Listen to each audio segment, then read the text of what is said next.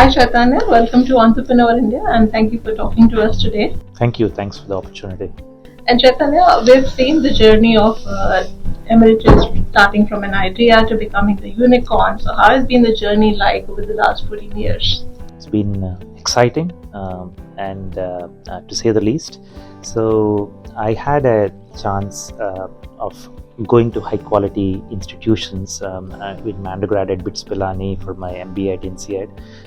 Along the way with my work at INSEAD, where I worked there, I had a ringside view of the impact of high quality education that it could have on individuals as well as enterprises. And that's the idea I took out once I moved to India, in terms of can we flip the model? Instead of students going to a university pursuing education, can the universities come where students or learners are? So that was the genesis of the idea that I and my co-founder Ashwin shared, and we started this in 2010.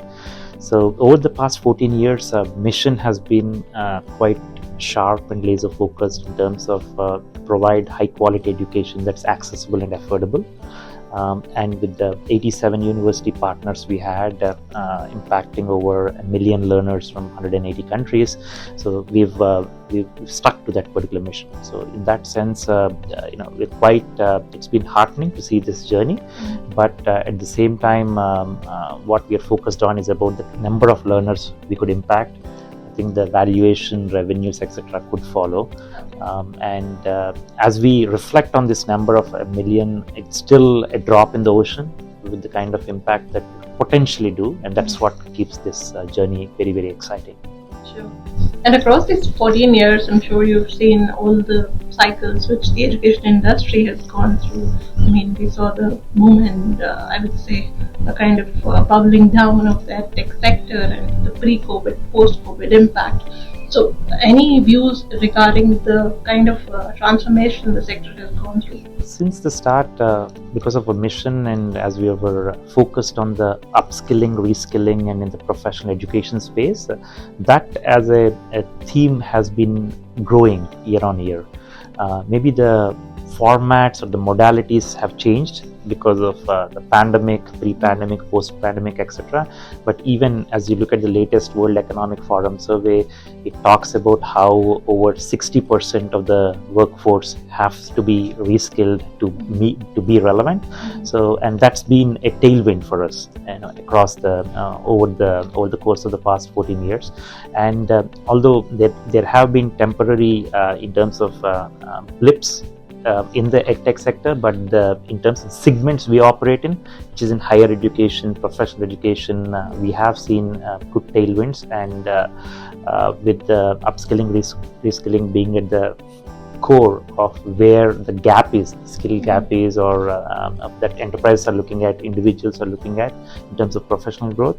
I think I consider a lot of exciting times ahead that we should look forward to. Okay. Sure. And talking about the event which we are talking about Sure. right now, ASU-GSV Emeritus Summit, you brought it in India 3 years back, and GSV particularly played a role in bringing it to India. So what was the idea behind it? And in the last 3 years, what kind of impact you've been able to make through it? Sure. So GSV is our investor, and they run the annual flagship event for EdTech globally at San Diego. And our idea is that how can we create this platform in India as we look at the immense potential in terms of education opportunities, not just for entrepreneurs, but new models that would come in, new technologies that will impact or enhance the learning outcomes across the what we call the pre-K to grade. In terms of the spectrum. So we wanted to have a platform where we could invite all the stakeholders. It could be entrepreneurs, investors, educators, universities, learners, policymakers to come together, discuss, debate, and how that can play a role positively in terms of the economic development in India. So that was the thought. So over the past 3 years, as I reflect, the number of participants has increased 3x. The number of the events, the sessions that were there were 3x, but hopefully the impact is over 10x. That's how we we are seeing it, and we hope this could be a sustainable platform to have anything and everything dialogue pertaining to EdTech in India. Okay, sure. And you're running the company completely virtually. So how has it been like? I mean, running a completely virtual enterprise, and any thoughts, any learnings which you have had while working with this new age workforce in these times? Sure. So we consider ourselves a virtual first company. So all 650 plus team members that we have from 18 countries work remotely, either from a home office or from a nearby shared workplace. So of course it has its pros and cons. It's a big debate. One thing, although it would give a lot of flexibility for the respective team member in terms of with respect to the commute and with respect to in terms of the timings, etc. It does have a flip side in terms of engagement. Can you really engage your team member who is virtually? So that's something we are conscious about. We do a lot of HR related initiatives in terms of addressing that particular aspect. But at the same time, once we have this policy, the kind of people right now, the talent we attract is also cognizant of that.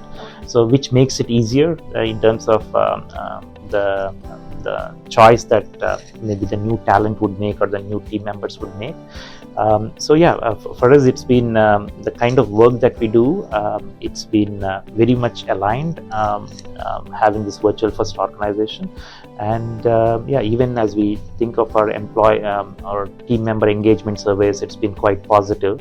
But we are always cognizant about because we're virtual first, how do we increase engagement? And we do have periodic meetups in various countries or various teams, etc., that we ensure that that bond or that engagement continues. That's how we look at it. Sure. And the biggest market for you continues to remain India only? For us, right now, it's we have quite a healthy global footprint. So India, Europe, and US, all of them contribute 25, 28, 27% in terms of our learners, in terms of our business per se. So it's not just one geography which is predominant, but at the same time, even as we look at our plans as well as the potential, we would really like to accelerate or grow the India part of the business in terms of geography, and that's where we are working in terms of deepening our partnerships with the universities, as well as coming up with new programs in terms of scaling this particular business to be a larger percentage. Sure. India has been the talk of the town, and how it's going to revolutionize the entire space, whether it's of education, of workforce skilling. So how are you integrating that in your organization? Yeah, as I was mentioning, the aspect about to have a strategic focus on growing the India market, that is in terms of catering to both the enterprises as well as the individuals who want to upskill, reskill, think of higher education, professional development. That's where we want to be. We want to be a provider or a partner.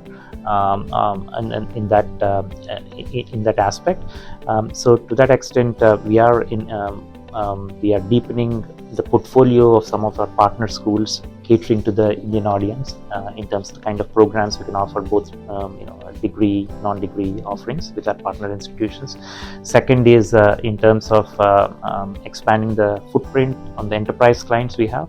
We've been having enterprise business, working with enterprises as their learning partner since 2010. The idea is to again deepen that, so that that's another focus area, and the kind of programs that we do. So I think on these three dimensions we are strengthening or we're deepening to make this a bigger footprint for us. And at this conference, you've been interacting with a lot of education entrepreneurs, and they're all looking at mainly how they should tide over the new changes coming in this space. So if somebody today has to start an education business in these times, any learnings or any pieces of advice which you could share with them of running an education venture and that to a profitable one? Yeah. So maybe rather than advice, maybe reflections that I could share is first and foremost, one should have a long-term view when you're looking at doing something in this particular space. What that means is because of the kind of problem that we would want to solve, and because of the kind of impact that we would want to have, especially in this sector, having that long-term view is very, very important for you to be able to make the change, right? Or make that dent or make that impact, right? That's the second. So to that extent, one has to be very patient as well, and one has to really feel the pain point. It's just not that okay, I come, okay, there is this business opportunity, let me do something. To have that attitude, which could be myopic, might not gel well with this particular sector, is my view. And second is to really feel the pain point that you're solving. That could be, and that is very, very crucial, and to focus on that. And third, to have that sense of responsibility because we're talking about education. This is about imparting something, imparting that particular service authentically, and at the same time, the aspect of responsibility is that you are there in terms of positively changing the trajectory, be it a career trajectory or personal trajectory of a learner, or in the case of an enterprise, their employees. So that's a huge responsibility to carry, and that's something we always need to be cognizant about. So these are some aspects that I would take away, and more importantly, it could be true for other ventures as well, to have the shared values of this long-term view, as well as the responsibility and being patient at it to your team members. To have that shared values with your team members would be important in terms of to have the journey fulfilling, and at the same time, hopefully having the ability to have an impact. Okay. And lastly, what kind of role you think investors have played in the growth of the company so far? We've been very lucky to attract as well as engage and have the investors who have a long-term view and who've been extremely supportive in terms of what we've been doing. So right from our first investor Bertelsmann to our latest investor TPG Rise, they've helped us in terms of expanding our footprint, be it in terms of looking at a new geography or a new business, or the second in terms of helping us scale, to be able to deliver programs to over 200,000 learners in a given year, and with the kind of processes, the complexity it has. So the investors have been of great help in terms of helping us get the right talent as well as the processes. And third is also helping us in terms of reach out to the relevant university partners as well. In all these three facets, they've played a constructive, positive, and impactful role. Quite grateful. Yeah. Thank you for talking to us at Entrepreneur India. Thank you. Thanks for your time.